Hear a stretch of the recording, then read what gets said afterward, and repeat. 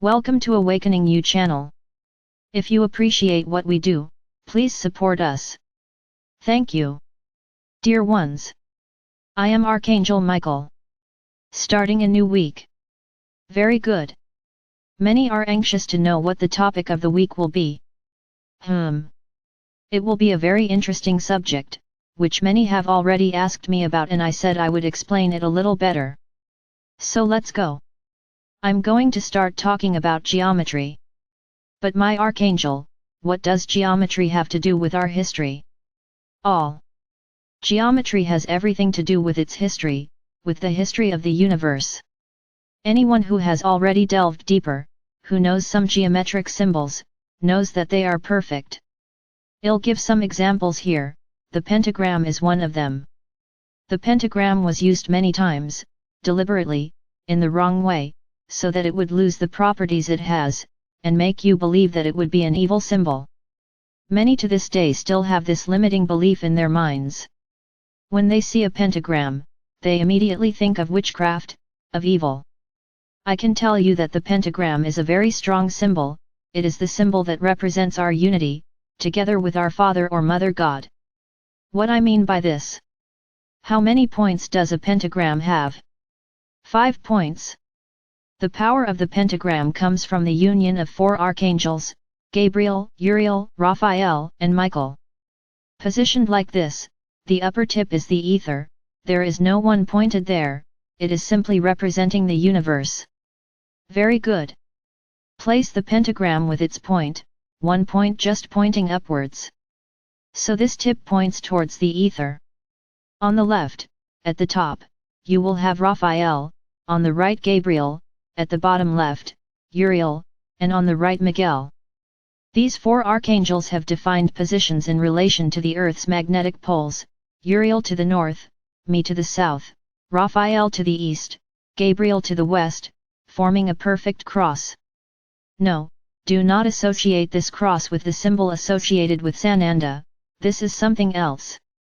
So, as you can see, there are many symbols associated with beings of light. Anyone who knows the figure of Metatron's cube, in space, is immensely crafted. In a flat way, you see it in another way, a little simpler. So back to geometry. Everything you have been studying in geometry comes through nature. Everything is perfect, everything is exact numbers. No, your great scientists who made these discoveries, of degrees, circles, angles, everyone was properly guided so that these concepts were passed on to you. Many have seen the figure of man himself, compared to the pentagram, where the head is the upper tip of the pentagram, arms, the arms of the star, and the legs, the lower part of the star or pentagram. You also started to represent it as a star, because it is very similar to what you see in your skies. No, the stars are not like that, the stars are completely circular, but until the light reaches your planet, it is a pulsating glow, so you ended up associating this model as a star. Very good. So this is a very powerful symbol, it is the symbol that brings our unity. We have other very powerful symbols too, such as the hexagram. The 6-pointed star, which was associated with David and later associated with Judaism, one of the religions on your planet. Why am I talking about symbols here? Because I want to show you that everything in the universe is not done in a disorderly way, nor in a random way. Everything has a shape, everything has a symmetry. Everything you know exists represented by a geometric shape. We can say that your planet is almost 100% round, because its upper and lower ends are slightly flattened, due to the magnetic poles. It's as if the Earth had been placed in the middle of a thread, there was a thread going through the Earth, and at the ends there was something placed to hold that ball. So that was flat, but we can say that your planet is round. Each planet orbits around this sun. I'm not talking about the central sun, I'm talking about that sun that you see in your skies, that lights up your life. Each planet orbits around this sun, with a different orbit, with a different path. Everyone does not follow the same path, each one has their own defined and stipulated path. The further away from the sun, the longer it takes to go around this star. Your planet lasts around what you call 1 year, 365 days to 366, for adjustment. The orbits are not circular, they are elliptical. Then comes another geometric shape. Then you realize that everything, it's not that you created geometric shapes, you learned from what you saw, from nature, and from teachings that we passed on over time. Many other symbols are known today. All perfectly ordered. If anyone has ever been curious, look on the internet for the shape of snowflakes. They are perfectly symmetrical. So everything is symmetry, everything is balance. Don't understand that the balance has to be round, that the balance has to be square, perfect shapes. No, balance comes from symmetry, from the total positioning of each thing in the universe and each thing in their bodies. Notice your own bodies. Everything is symmetrical. No, you don't have completely equal sides, but what you have on one side is repeated on the other, symmetrically in balance. So my brothers, everything was done, geometrically speaking. The arrangement of the galaxies, they all revolve around something. Its galaxy revolves around the central sun, in the same way that the earth revolves around this sun that you see. So my brothers, nothing is like this. Our Father or Mother God decided to create something and throw it into space, and let's see where it goes. This isn't a game of billiards, which he plays, and where will this planet or this star end up? No, it is not like that, my brothers. Everything is very well defined. Everything is very well strategically placed. But why am I saying all this? Nobody is understanding anything. Shall we learn mathematics now, Archangel? No one here is going back to school to take a math test. I just want to talk about sacred geometry.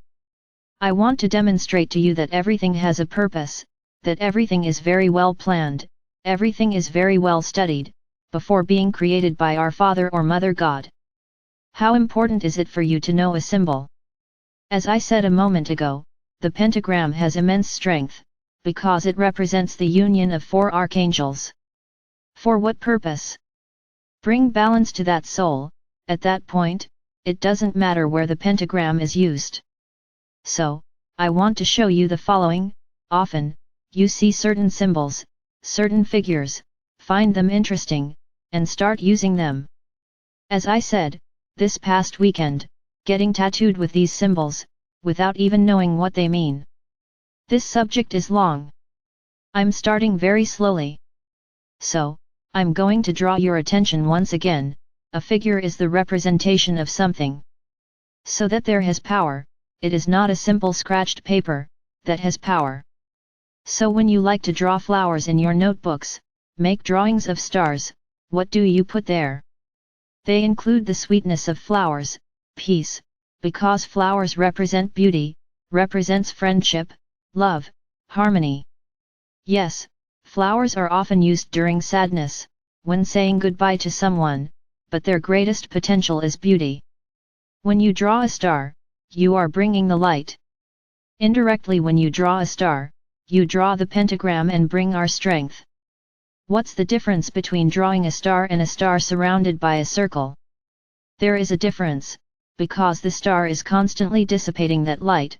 When you draw the pentagram, surrounded by a circle, you are condensing that energy within that circle, making that star much more powerful, that representation of us. So wearing a pentagram on your chest is the certainty of having, the balance of Gabriel, the balance of Raphael's health, my protection, and the abundance of Uriel, linked to the whole. I repeat again, be very careful with what you use, be very careful with the symbols you place in your homes, with the symbols you place in your rooms, with the symbol that you place on your bodies. Many times you think it's cute. Oh, that's cute, and you put it there, and you don't know how harmful it could be for you. I'm saying evil, not malignant, malefic, because it may attract bad energy to you, imbalances.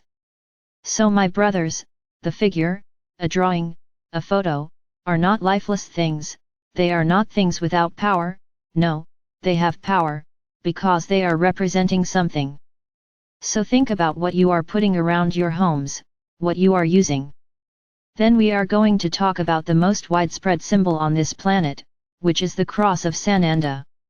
Imagine, what is it like to use this symbol? No, it's simply that you think it's beautiful, because it represents Sananda? No, that is you saying to the universe that, I believe in what I am using, I believe in Christic energy. Many think it is just an ornament, and that it has a beautiful shape. It's not just that, it's much, much more than that. It is to say to the universe, that there, you understand that it is the representation of Sananda, by your side at all times. The Star of David also has its power. Realize that there is a balance there. There are two inverted triangles, superimposed on each other, forming a symmetrical star, and of great power, the power of balance. There are many symbols that are disseminated out there, and you have no idea what they are or what they are for. I am mentioning here just a few that are the best known. You have the symbol of the moon, which normally you symbolize the cut moon, never the moon as a ball. Its symbolism brings the moon, like a slice, a cut piece of the moon. What is the moon? The moon is a celestial body that rotates next to its planet, influences the tides on your planet. It has no light of its own. The moon does not emit light, it receives light, so it shines, but it does not emit light. Therefore, there is often a lot of caution with the moon, which is used for certain procedures, certain rituals. No, I'm not going to stay here exemplifying rituals in relation to the moon, but I will tell you that the symbol of the moon is an alternating symbol, in which sometimes you are receiving light, sometimes you are receiving shadow. So, it is not a very balanced symbol, to be used constantly. It's my brothers, a lot of things, you have no idea where you came from. Its own architecture, all those formats that marked the eras, were intuited by sacred geometry. I already said this here, that evolved souls came from time to make their civilization evolve. And that's where you get to know so many things. Then many may ask, and what about our body, what about geometry? I'm going to tell you that its own primary structure is completely geometric. Its scientists have already discovered it, they have already designed the basis of its molecules. The strands that make up their DNA, which is the basis of everything that exists in their bodies. More geometry. And from there, all their bodies are created, from the union of two cells, which merge and begin to generate a new being, a new outfit. Very good. Do souls have representation? How would I draw a soul? How would I draw myself? Firstly, given my size there would be no way, but as I am pure energy, you can imagine it as a big star, not with just 5 points as you draw, but like a big star, with many points. Imagine, in the color of crystal clear white light, very similar to these lights you see today. Not the yellow ones, the white ones. It's not the same, but it's very similar. So drawing me would be practically impossible, but thinking about Alma, does Alma have representation? If everything is geometry, what is soul? The soul is energy, it is an energy with consciousness, exactly like us, but with another function, the function of evolution, so she needs to get a look so she can evolve. But what is this soul like? Is it a star? How would you draw this soul? Remember, the soul, it is subdivided into several pieces. Remember the octopus? Exactly, the soul needs to divide itself, so that it can be in many places at the same time, because only then can it evolve, otherwise, the soul would always stay in the same place, as there would be no one to pull it up. So when the soul is born, when it is created, it is for you to understand, divided, and each piece goes to a dimension, a point, a planet, it doesn't matter. Remember, everything is connected. So the soul is not lost, the pieces of the soul are not lost, and each one follows its own path. The one who controls all of this is your higher self, that controls the movement of each piece. Some of you have heard of Merkaba or Merkaba. This is the representation of the soul. Of the soul as a whole. So this is the geometric shape that represents the soul. Many are finding this class today very confusing, but no, it is not confusing, I am just preparing you for what comes later. I need to talk about symbols. I need to talk about geometric shapes, so that you understand. Very good. Let's get in here, to talk a lot about Alma. That will be the topic of our week. Ah, but why did you talk about symbols? What does this have to do with the soul? All. Everything has to do with the soul, because each symbol represents, you will understand. Don't be curious. But in parallel, my most important message today is this, that each and every symbol has power. It doesn't matter that you didn't say anything to that symbol. He has power, he represents what he is drawn there. So be careful. Be very careful. Finishing our video today, let's go to the prayer of the week, my Archangel Michael. May my soul be wise, evolved, determined and ready to follow the path of evolution. May every piece of my soul be able to find balance, peace, harmony and the path that will take it to the high dimensions. May my soul be able to always recognize the best form of evolution. I am Archangel Michael. I'm here, showing you exactly everything you have around you, so that you know exactly how to act, and where to follow.